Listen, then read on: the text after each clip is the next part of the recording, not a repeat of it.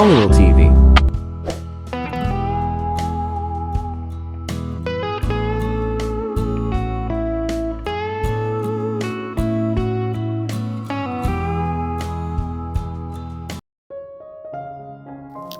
Masyadong naapektuhan ang pangyayari ng kanyang asawa. He was never the same after that. Hindi na rin ito tinangkang makaahon. Malamang na noon pa ay nagsimula na ang panghihina nito hanggang sa dumating ang panahong bigla itong na-stroke. It was a fatal one. Husto lang na naibaba ito sa ER ng ospital bago ito binawian ng buhay. She had been alone since then. Para ding nawalan ng saysay ang buhay niya. May punto nga na ang pakikipagligsahan na lang niya sa gold mix ang nagiging dahilan ng pagbangon niya sa umaga. That gave her some purpose, a reason to go on living. Nayayamot na pinalis niya ang luhang bumalong sa mga mata niya. Isa lang ang dapat niyang pagtuunan ng pansin ng mga sandaling iyon. Ang pagtiyak na sa kanya ibebenta ni Mr. Peters ang kumpanya nito at hindi sa gold mix. Nang malaman niyang interesado ron ng apo ni Don Cito, ay nagpadala kaagad siya ng sugo para kausapin ang dayuhan. She made an offer he would find difficult to refuse. Acquiring the company could make her own one, Royalty Foods, more profitable. At mararamdaman din niya ang matinding satisfaction na dulot ng kaalamang na malangan niya si Don Cito. Kaaalis lang niya sa webpage ng Gold Mix nang tumunog ang kanyang telepono.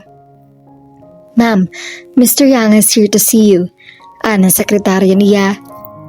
"Send him in," utos niya rito. Ilang sandali pa ay pumasok na ang lalaki sa opisina niya. "Mukhang importante ang pakay mo," sabi niya rito. Kadalasan ay sa telepono lang sila nag-uusap. "I hope you have the info I needed." "I'm following up a lead," sabi nito. Napabuntong hininga siya. "You're always following up a lead." May bahid ng iritasyong saad niya. "But nothing has come out of it."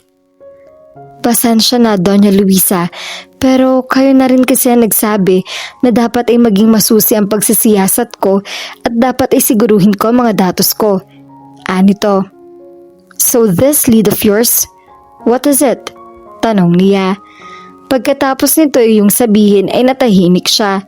Sa lahat ng mga leads nito ay tila iyon na may pinakapatutunguhan. Pero ayaw muna niyang umasa.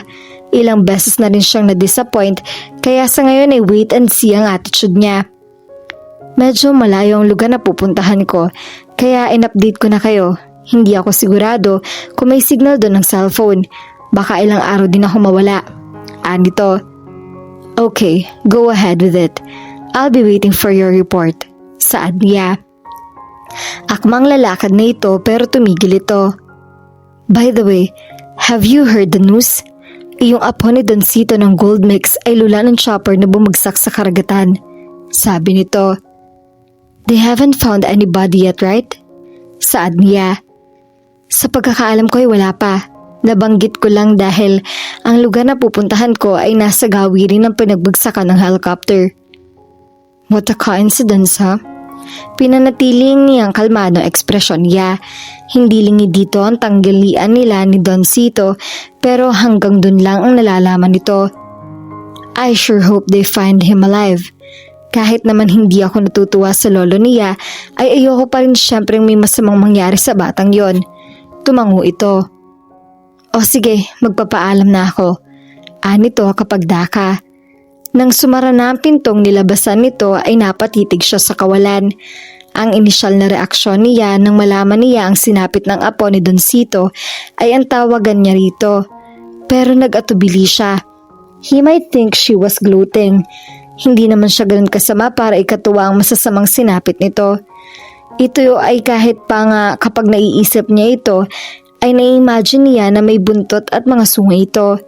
Ngayon siya napaisip pagkatapos banggitin ng inupahan niyang investigador ang tungkol sa bagong impormasyon nito. Coincidence nga lang kaya nagawi na roon ang bumagsak na chopper o talagang dun papunta nga po ni Don Cito? Bakit naman? She knew the man didn't know anything. Pero paano ka nakakasiguro?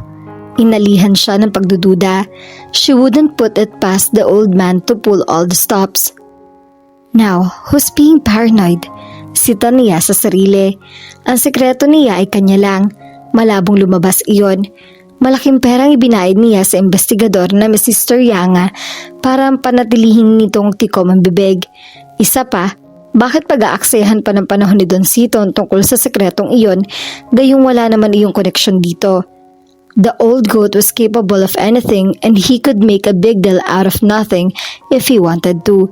Kaya hindi pa rin siya mapakali. Nahuhulaan niya ng isang bagay na magdudugtong ng lubos na kaligayahan kay Don Sito ay ang makuha nito ang kumpanya niya.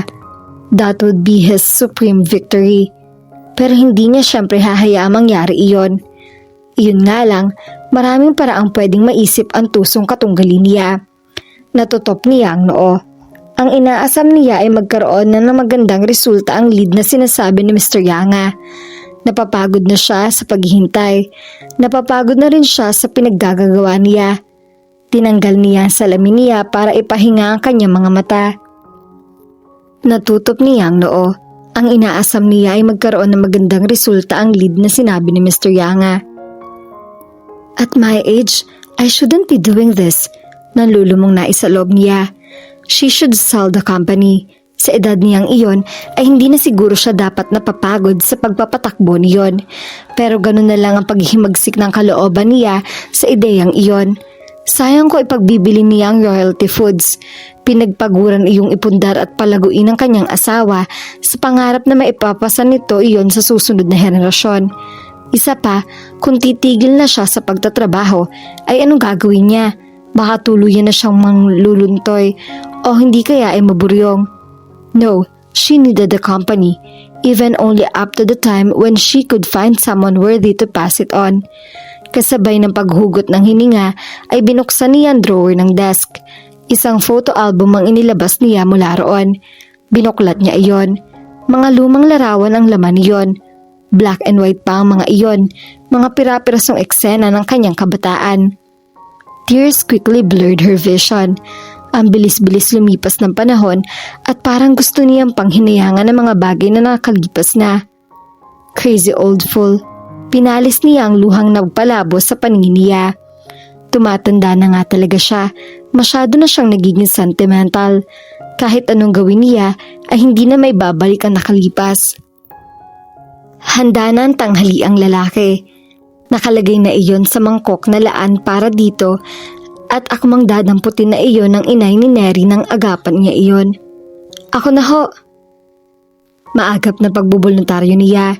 Napatitig ito sa kanya. Masyado kaya to nag-aabala sa lalaking yon. Puna nito.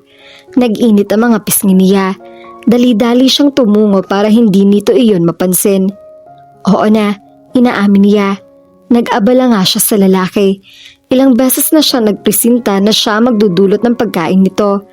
Sa kung anong dahilan ay natutuwa siya makausap ito.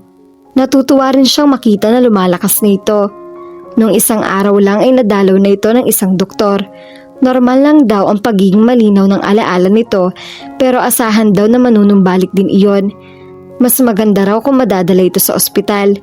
Pero yaman din lamang na pinakamalapit na pagamutan ay kapos sa pasalibedad at mananatili lang daw ito roon hanggang sa lumakas lang ito.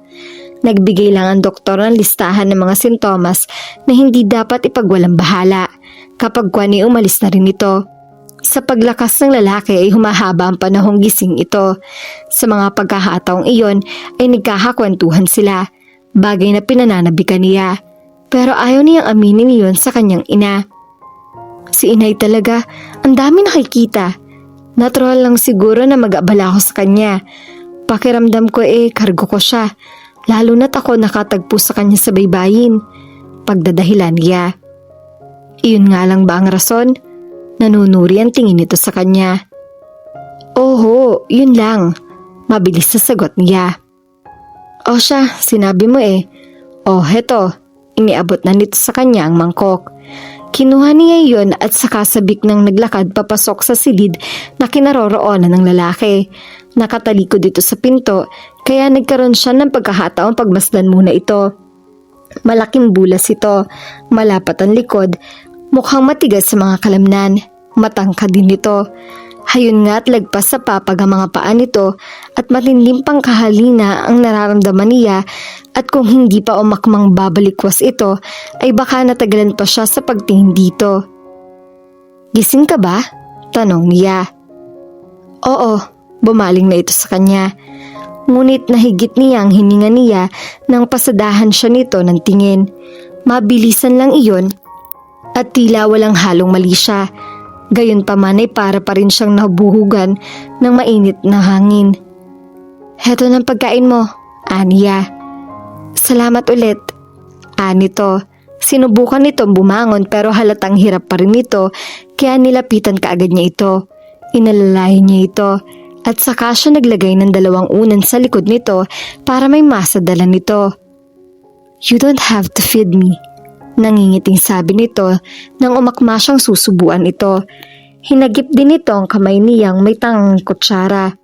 Napahiya siya. Nakasanayan kasi niyang subuan ito. Kasabay ng pagkahiya ay parang niinit na dumaloy sa buong katawan niya. Sa wari niya ay nanggaling iyon sa kamay nitong nakapaso sa kamay niya. "Hey," hinawakan siya nito sa baba nang mapayuko siya. Iniangat nito ang mukha niya. Sa totoo lang ay natutuwa ako na susubuan mo ako, kaya lang nakakahiya na sa'yo," sabi nito. Lalong tila nagrambulan ng mga lamang loob niya. Para talagang ang init-init ng palat nito at may taglay pa yung kuryenteng gumagapang sa mga kasukasuan at kalamnan niya. Ngaling-ngaling ilayo niya mukha niya. Dangan nga lang at baka mahalata nitong naaapektuhan siya nito. "Oh, sige, kumain ka na." Ibinigay niya rito ang kutsara. Hindi na iwasang magdaiti ang mga palad nila at dahil doon ay nagkaroon ng ikalawang bugso ng init na dumali sa kanya. Nagmamadali na niyang inilayo ang kamay niya rito. "Oh, kain na," udyok niya rito. Nagsimula itong sumubo. Nang may kaning maiwan sa gilid ng bibig nito ay hindi niya napigilang palisin iyon. Napatda siya at saka sa pilitang iniwas ang pansin sa animong boltahe ng elektrisidad na gumapang sa kanya dahil sa simpleng pagdantay ng daliri niya sa pisngi ng lalaki. "Alam mo, hindi yata magandang mama o parang itawag ko sa'yo," pangahagilap niya nang sasabihin. "Ang kaso, hindi rin naman natin alam ang pangalan mo. Ano kaya magandang itawag sa'yo?" Natigilan nito sa akmang pagsubo. "Kahit ano," sabi nito. "Muning, gusto mo?" Biro niya. "Wag naman yun, para akong pusa. Bantay na lang." Ang lakas ng tawa niya. Nagulat siya sa pagbibiro nito, lalo na sa naging reaksyon niya roon. "O sige, ano kaya kung Jordan na lang?" Mungkahin niya. "Sino yun? Boyfriend mo?" "Hindi tanggi niya. "Wala akong boyfriend." "Crush mo?" "Hindi rin." Sino siya?" "Si Michael Jordan. Idol ko yun noon pa." Natawa ito. "Hindi ako kalbo pero sige, payag ako." "Jordan na lang ang itatawag mo sa akin." "Kilala mo si Jordan?" Namilog ang mga matang bulalas niya. Natigilan nito. Parang ito man ay nagulat din. Oo nga. Ano?" "Nalaman ko na. Nakalbo siya." "Uy, mukhang tama si Doc. Pasasaan daw ba't babalik din ang alaala mo? Nagsisimula na nga Naisip niya. Kapag naalala na nito ang lahat, malamang ay naisin na nitong umalis. Bigla tuloy niyang ikinalungkot iyon. "Oh, bakit?" tanong nito. Malamang ay napansin nito ang pag-iba ng ekspresyon niya. Sinaypat niya ito. "Hindi bagay siyang kalbo," nasabi na lang niya, saka natawa na naman. He liked her daughter. Iyon na ang nawari niya. Sa pagsasabi nito kanina kung sinong pinagkunan nito ng pinangalan sa kanya ay nag-flash sa isip niya ang itsura ni Michael Jordan. Naalala niya kung sino ito. Pero ang tuwang nadama niya sa unti-unting pagbabalik ng nawawala niyang memorya ay natabunan ng kasiyahang hatid na namamalis niya. Kapag tumatawa pala ang dalaga ay lalong tumitingkat ang ganda nito. It made her downright attractive. Hayun nga at parang ayaw niyang alisin dito ang mga mata niya. Kanina nang sabihin din itong wala itong boyfriend ay parang natuwa siya. Neri, sambit niya sa pangalan nito. Narinig niyang iyon ang tinawag nito sa inay nito. Bakit? Tanong nito. Wala lang, masarap lang sabihin ang pangalan mo. Unique hindi ba? Nito. Mukha, sang-ayon niya. Sa palagay niya ay nun lang niya narinig ang pangalang iyon. San ba yun hango? Sa inay ang may pakananon. Basta naisip lang daw niya. Kakain ka pa? Nito sa kanya. Busog na ako. Ano bang busog ang sinasabi mo? Nakakailang subo ka pa lang. Paano ka lalakas kung ganyan kang kahinang kumain? Sige na, kain pa.